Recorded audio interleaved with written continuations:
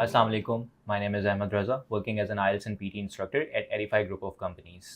आज की वीडियो में मैं मेनली बात करूँगा पीटी राइटिंग के ऊपर और राइटिंग जो है that accounts for a very significant portion of the writing of the PT exam और हम इसको ऑफन निगलेक्ट कर जाते हैं। वैसे तो हमें पता है कि पीटी जो है वो एक ब्लेंडेड टेस्ट है और कुछ डिफरेंट सेक्शंस में से भी आपकी राइटिंग में मार्क्स लग रहे होते हैं, लेकिन डेडिकेटेडली जो राइटिंग सेक्शन की जो मेजर टास्क हैं उसके ऊपर इस वीडियो में मैं बात करूँगा और मैं आपको बताऊँगा कि एक्चुअली उनको इफेक्टिवली देखने का तरीका क्या है और उनको किस तरह से आप इफेक्टिवली सॉल्व कर सकते हो।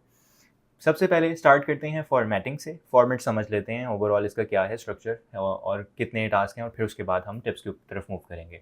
सो अगर फॉर्मेट की बात की जाए, the first task which is dedicatedly a part of specifically a part of writing is summarize the written text. उसके अंदर आपने एक समरी पढ़नी होती है कुछ वर्ड्स की और उसको फिर कुछ वर्ड्स पढ़ने होते हैं और फिर उसको समराइज करना होता है in your own words. That is the first task that account for the writing section. The second most important task for the writing is your ऐसे। जो ऐसे की लेंथ है वो 200 से 300 वर्ड्स के दरमियान हो सकती है और ऐसे जो है वो बहुत मेजर रोल अदा करता है इन ओवरऑल राइटिंग स्कोर। तो आपने ऐसे के ऊपर ज़्यादा फोकस भी करना होता है। इसके ऊपर you need to plan ahead and you need to make a very solid argument for whichever side you are choosing. So we'll talk about that in detail abhi, but first of all I want to start with the first task. So let's begin with summarize the written text. अब summarise the written text में जो सबसे पहली चीज़ you must do is to try to understand the passage as much as you can. तो आपके पास जो पूरा एक ट्रांसक्रिप्ट और जो स्क्रिप्ट आई हुई है उसको आपने पढ़ने की कोशिश करनी है और ये समझने की कोशिश करनी है कि इसमें आखिर बात क्या हुई है, इसका मेन आइडिया क्या है और उसमें राइटर एक्चुअली बताना क्या जा रहा है।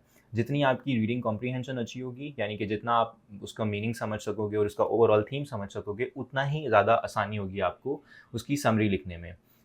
और जब आपको एक दफ़ा उसकी समझ आ गई और आपने सारे पैराग्राफ को अच्छे से गो थ्रू कर लिया है, after that you need to find keywords जो कि बड़े इंपॉर्टेंट कीवर्ड्स हैं, जो बड़े इंपॉर्टेंट वर्ड्स हैं उस पैराग्राफ के अंदर, उस टेक्स्ट के अंदर, जो कि आप मिस नहीं कर सकते, जिनके बगैर आपकी समरी का क्रक्स जो है वो एंटायरली ख़राब हो जाएगा। तो सेकेंडली आप उन सारे कीवर्ड्स को आइडेंटिफाई करेंगे। Now to make a summary you need to connect those keywords in a succinct in a very connected way कि ताकि आपकी फ्लुएंसी के जो मार्क्स हैं वो आपको अच्छे मिल सकें।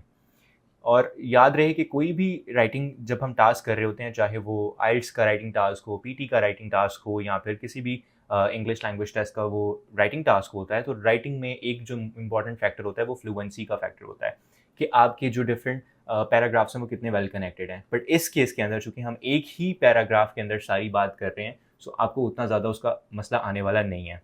सो but what to do, in fact I think ये और थोड़ा टेक्निकली मुश्किल हो जाता है कि एक ही पैराग्राफ के अंदर डिफरेंट आइडियाज़ को आपस में कैसे कनेक्ट करें। तो उसके लिए जो स्मार्ट तरीका है वो ये हो सकता है कि आप डिफरेंट कनेक्टर्स यूज़ कर लो। मोर ओवर वाला, however, on the other hand, to the contrary. So मतलब you can use all of these connectors, connecting words, और to link the different ideas, ताकि पढ़ने वाले को और जब आपको AI असेस कर रहा है उसको ये आइडिया हो जाए कि कहाँ पर आप उस बात में मज़ीद ऐड कर रहे हो, कहाँ से आपका सॉर्ट ऑफ शिफ्ट आ रहा है और कहाँ पर आप डिफरेंट आइडियाज़ की बात करना चाह रहे हो। आपने 75 वर्ड्स के अंदर रहते रहते इसको समराइज़ करना है, एक ही सेंटेंस बनाना है इसका और वो बड़ा सॉलिड और क्रिस्प होना चाहिए जिसमें ओवरऑल पैराग्राफ उस पैसेज का मतलब भी रहे और आप उसकी समरी भी लिख पाएँ। अब बात करते हैं राइटिंग टास्क 2, जो कि आपको यहाँ पर ऐसे है, जैसे नॉर्मली हम आइल्ट्स में भी करते हैं और यहाँ पर भी हम करेंगे कि ऐसे का जो स्ट्रक्चर है वो इन इटसेल्फ बहुत ज़्यादा मैटर कर रहा होता है। लेकिन उससे भी पहले जिस चीज़ का आपने बहुत ख्याल रखना होता है वो होता है आपका टास्क अचीवमेंट। यानी जब आपको क्वेश्चन एक आपके सामने आया है और वो क्वेश्चन आपको कह रहा है कि to what extent do you agree और डिसएग्री, या फिर वो आपको कह रहा है कि okay what's the problem and what could be the solution. So you need to identify कि how many questions are there, जितने भी पार्ट हैं उस क्वेश्चन के आपने हर पार्ट को इफेक्टिवली आंसर करना है। और अगर आप उसमें से कोई भी मिस करेंगे तो ऑब्वियसली आपको मैक्सिमम मार्क्स नहीं मिल सकते। सो पहली चीज़ तो आपने उसमें ये नोटिस करनी है कि क्वेश्चन को आराम से पढ़ना है और समझना है कि उसके कितने हिस्से हैं और उन सब हिस्सों को आपने टच अपॉन करना है in your essay. Second thing, you should invest some time in planning your essay. आपने जब आइडेंटिफाई कर लिया क्योंकि you are going to discuss whatever, if there are two sides then you have a lot of room to add. लेकिन अगर कोई आपने एक साइड चूज़ करनी है तो आपने सेलेक्ट करना है कि उस साइड को अगर मैं चूज़ कर रहा हूँ तो उसमें जब मैं आर्ग्यूमेंट करूँगा, मैं एग्जाम्पल्स दूंगा, और मैं डिफरेंट आइडियाज़ बताऊंगा, तो उसको मैं किस तरह से आपस में कनेक्ट करूंगा और क्या आइडियाज़ हैं एक्चुअली जो कि मेरी ओवरऑल थीसिस स्टेटमेंट को बैक करेंगे। एक जो अच्छा ऐसे होता है उसमें यकीनन एक थीसिस स्टेटमेंट होती है, यानी आप एक मेन आइडिया दे रहे होते हो कि this is the statement that I agree with, और probably this is the main idea that is going to be reflecting throughout the essay. और फिर आपका पूरा ऐसे, हर आर्ग्यूमेंट, हर एग्जाम्पल जो है वो कहीं ना कहीं उस थीसिस स्टेटमेंट को सपोर्ट कर रही होती है। तो आपने ये जो स्ट्रक्चर है ये फॉलो करना है, और ये स्ट्रक्चर अगर आपका वीक है और आपको नहीं समझ आती कि थीसिस स्टेटमेंट कैसे लिखनी चाहिए और उसको किस तरह से किन अच्छी एग्जांपल्स के साथ सपोर्ट करना है, या फिर आपके पास आइडियाज़ की कमी है, क्योंकि अक्सर स्टूडेंट्स मुझसे पूछते हैं कि जब मैं ऐसे लिखना स्टार्ट करता हूँ तो मुझे एक्चुअली क्वेश्चन समझ आ जाता है, बट मुझे ये नहीं समझ आता कि इसमें से मैं लिखने के लिए आइडियाज़ कहाँ से लाऊँ। तो वो जो आइडियाज़ हैं उनको लाने का एक ही तरीका है कि आप रीडिंग एक्सटेंसिवली करें। जितना ज़्यादा आपका रीडिंग एक्सपोजर होगा, जितना ज़्यादा आप सोशल मीडिया पे अच्छी चीज़ें पढ़ेंगे और उसका एक्सपोजर लेंगे, उतना ही ज़्यादा वो आपके लिए बेनिफिशियल होगा और आपको आपके ऐसे में आइडियाज़ के लिए वो बहुत ज़्यादा हेल्प करेगा। ठीक है? उसके बाद you need to improve your vocabulary obviously. अगर आप हाई स्कोर करना चाहते हैं, अगर आपका टारगेट ज़्यादा है, तो वोकैबुलरी बहुत ज़्यादा मैटर करती है। कोई भी राइटिंग, किसी किस्म का भी राइटिंग टास्क हो, अगर आपकी वोकैबुलरी बेसिक है तो आप हायर लेवल वाले स्कोर एक्सपेक्ट नहीं कर सकते। वोकैबुलरी के लिए हमने एक और वीडियो में भी पहले आपको बताया था कि you should go with a flash card. Flash card एक बहुत अच्छा तरीका है। उस वीडियो का लिंक मैं ऊपर डाल दूंगा ताकि आप उसको दोबारा से गो थ्रू कर सकें।